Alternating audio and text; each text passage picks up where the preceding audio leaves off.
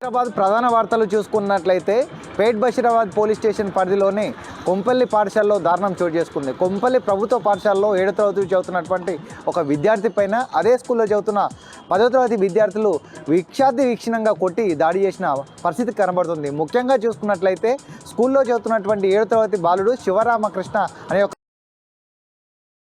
ఫిర్యాదు ప్రకారం పాఠశాలలో ఉన్న విద్యార్థిని బయటికి రమ్మని ఆ స్కూల్లో ఉన్నటువంటి ఉపాధ్యాయుడు మధు సైకిళ్ళ వద్దకు తీసుకురాగా అతన్ని చూసినటువంటి మరో ఉపాధ్యాయుడు అక్కడ ప్రధాన ఉపాధ్యాయుడికి ఫిర్యాదు చేసి ఆ సైకిళ్ళ వద్దకు వెళ్ళి ఉన్న వ్యక్తిని 10వ తరగతి బాలుడు వెళ్ళి వీపు పైన కొట్టాలని ఆదేశాలు జారీ చేశాడు ప్రధాన ఉపాధ్యాయుడు కృష్ణ.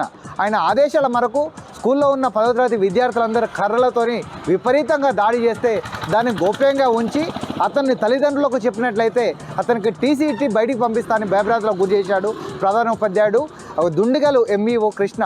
ఆ విధంగా ఒకరోజు మొత్తం కూడా ఇంట్లోని జ్వరంతో బాధపడుతుంటే తల్లిదండ్రులు మందలించగా ఏం జరిగిందంటే అసలు విషయాలు నిజానికి వచ్చాయి.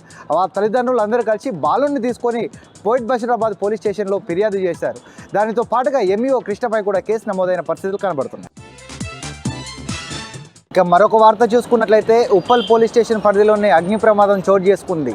పోలీసులు చెప్పిన వివరాల ప్రకారం ఉప్పల్ పోలీస్ స్టేషన్ పరిధిలోని ఉప్పల్ బగాయత్లో లిమ్రా పరుపుల షాపులో షార్ట్ సర్క్యూట్ వలన లేకపోతే ఎవరైనా గుర్తు తెలియని వ్యక్తులు ఏమైనా మంట పెట్టడం వల్ల కూడా ఏమి జరిగిందనే విషయం కూడా ఇంకా స్పష్టత రాలేదు. దాదాపు పరుపుల షాప్ అనేది కూడా కాలిపోవడంతో స్థానికంగా ఉన్నటువంటి కాలనీవాసులు కావచ్చు దాని యొక్క యజమానులందరూ కూడా అగ్నిమాపక సిబ్బందికి పోలీసులకు ఫిర్యాదు చేయగా అగ్నిమాపక సిబ్బంది వచ్చేసి అగ్నిమాపక సిబ్బంది మంటలార్పి కూడా అదుపులోకి తీసుకునే ప్రయత్నాలు చేసింది. కానీ దాదాపు 25 లక్షల వరకు కూడా ఆస్తి నష్టం జరిగినట్టు చెప్తుంది. ఎవరి యొక్క ప్రాణాలకు కూడా హాని కలగలేదని స్థానికంగా ఉన్నటువంటి పోలీసులు కావచ్చు అగ్నిమాపక సిబ్బంది జరుగుతుంది.